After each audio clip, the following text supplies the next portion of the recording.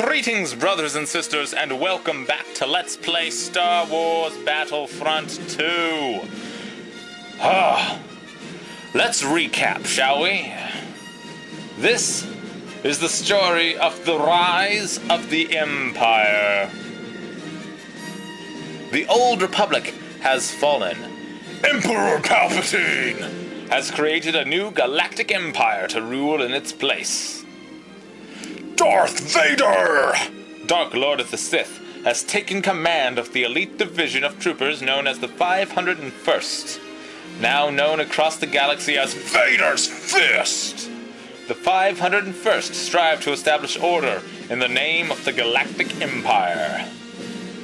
On the once beautiful planet of Naboo, the Emperor orders his newly armored stormtroopers to stifle the seeds of rebellion in a diplomatic manner befitting the new empire. That was sarcasm. I don't feel like sarcasm should be included in the opening narration scroll. It just doesn't seem right somehow with this like bombastic heroic music in the background and you're being all snarky. I don't like it. I don't like it at all.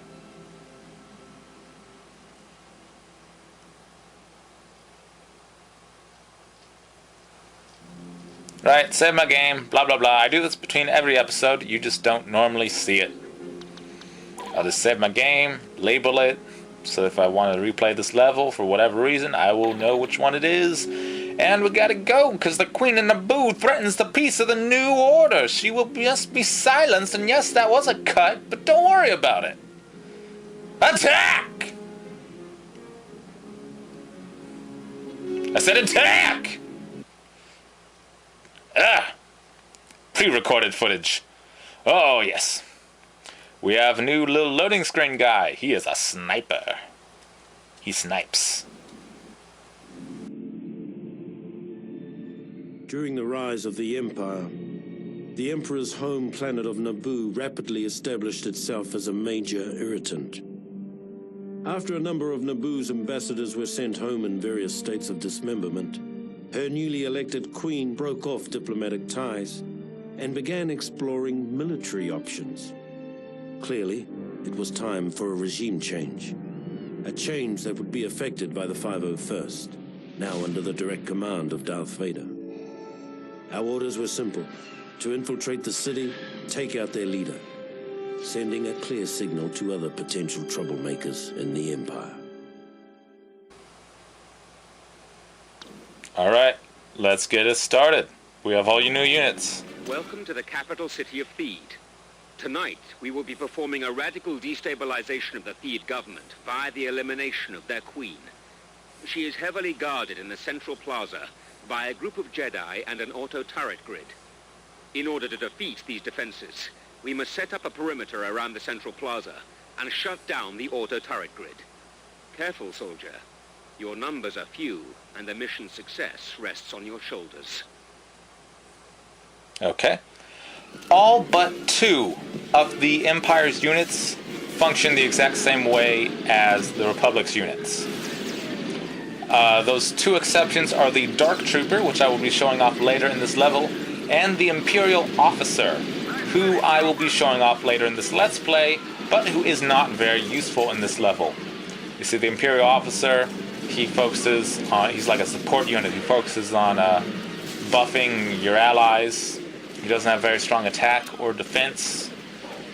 So you don't want to play as him alone. And you probably will be alone during this mission because your allies tend to get scattered. Now, if you stand in these fountains underneath these angel statues, you can duck and be immune to enemy fire. Now in multiplayer, obviously players can just throw grenades into these little fountains and you'll die if you're trying to hide there. But in single player, the NPCs aren't smart enough to do that. So I'm pretty much indestructible as long as I stand inside of this fountain underneath this angel statue. This angel is standing over me, protecting me, and helping me defeat my enemies. It sounds like a spiritual statement, but it's not. It's literally, there's an angel statue there. And it keeps me safe. I just shot at an Imperial officer because he's wearing a black suit, and I'm used to anyone not wearing white armor being my enemy. And that fellow to my left is a Dark Trooper, our other new unit. Notice he shoots lightning. Shooting lightning is cool, but not as practical as you might think, as we'll see later. Now, there is a way to get around the plaza without passing through that entrance there. Well, passing directly in front of that entrance there. The auto turret grid is still online. Keep you and your men out of the central plaza until we can find a way to shut down the turret grid. Like you said, stay away from the plaza to my right. Just go through the water there, and you'll be safe from the auto turrets.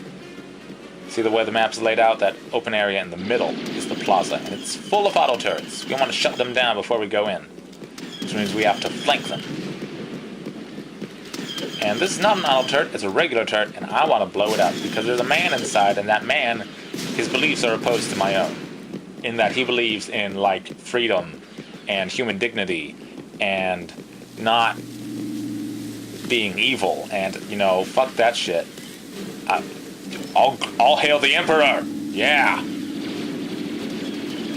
Boom.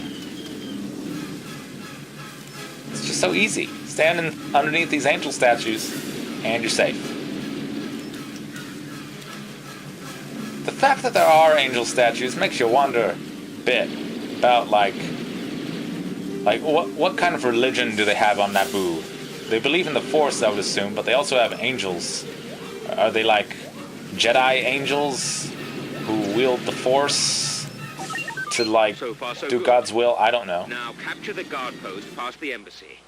If you need some extra firepower, we've managed to sneak a tank for you at the embassy command post. Yes, I noticed. Use it wisely. Yep, so it's basically the same as the tanks we had back when we were the Republic, except now it's gray. Because in the Imperial era, everything has to be a depressing color. The enemy also has tanks. This is the AAC-1. In this mission, it's marked as the Alliance AAC-1, even though at this point in the timeline, the Rebel Alliance had not yet formed. These guys are rebels, but they're not part of a Rebel Alliance. They're just ruffians, really. Just kind of here saying, like, I don't like you, Empire. And as the Empire, we take offense to that and come to blow them up. And use their angel statues against them. I know I'm fixated on these angel statues for some reason, but I just gotta ask. They're holding, like, big balls up over their heads. What are those? What are those supposed to be? What do those represent? I don't know. It just brings up so many questions. And the worst part is, I know all these questions are probably answered in some obscure comic book somewhere. Because this is Star Wars. There's always an explanation. In some, like, comic book, Now we must or destroy children's the novel, turret grid or the blurb on the back of an Clearing action access to figure the central box. plaza. Destroy it, and the Queen will be ours. Anyway, back up the tank so I can use the command post to change classes, because the button to change classes is the same as the button to get in vehicle. Want to repair it, because this is the only tank we're going to get on this mission, so it's quite valuable, and I want to keep it in good condition. Even if I'm not steering it, I want it to be able to blow up my enemies. But I'm not going to take it for this objective, because this objective is up this tiny ramp where it's too big to fit. See all these guys? I'm going to show you the engineer's super overpowered power. The Queen's personal Jedi bodyguards have broken from the palace. Destroy them. That was the det pack. The det pack is awesome. It takes a bit of practice to be able to just throw it at enemies and explode it in midair like that without killing yourself, but man is it worth it. And I blew up the auto turret grid controls in the meantime, so the auto turrets are now disabled, and we can safely go into the plaza, defeat the Queen's Jedi bodyguard, and then we will defeat the Queen. And yes, there are Jedi bodyguards. Maybe it's because we let like 5 dozen of the guys live back on Coruscant. The guy told me the temple was secure, but I was standing right there and could see that the temple was in no way secure. Man, that's what happens when you do a rush job, guys. You get Jedi all over the place. Look at all these fucking Jedi. Die. Normally a hit with a shotgun blast from that range would not kill a Jedi in one hit, but since I have rage, it's doing extra damage. We're almost out of Oh man, he hit me.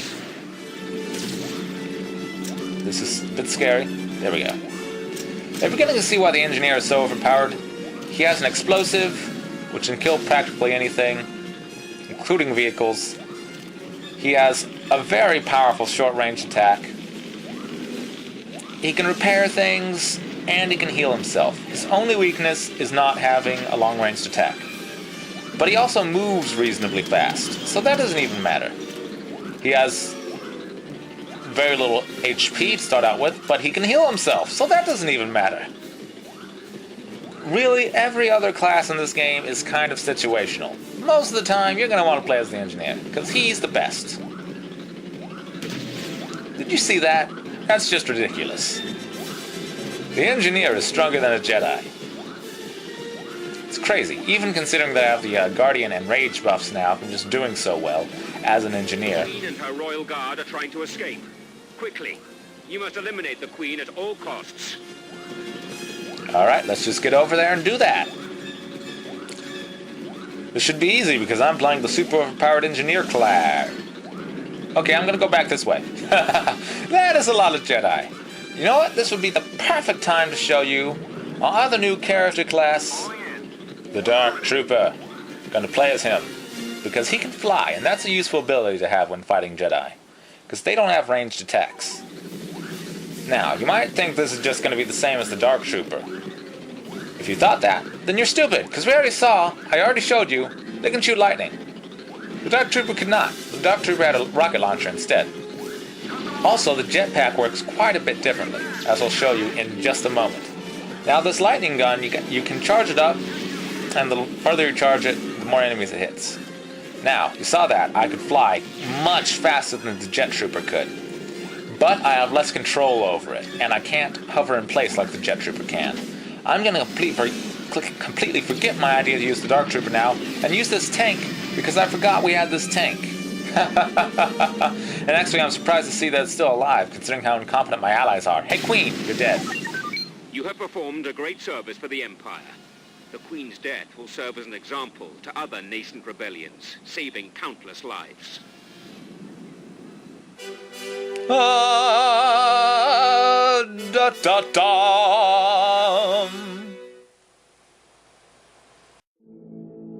With the Queen eliminated, Naboo quickly fell in line. It was the first time the 501st was called upon to adjust a planet's government. But it wouldn't be the last. Within months, the 501st gained a well-deserved reputation as Vader's fist. I'll see you next time, brothers and sisters, when we put down more rebellions. Ha ha!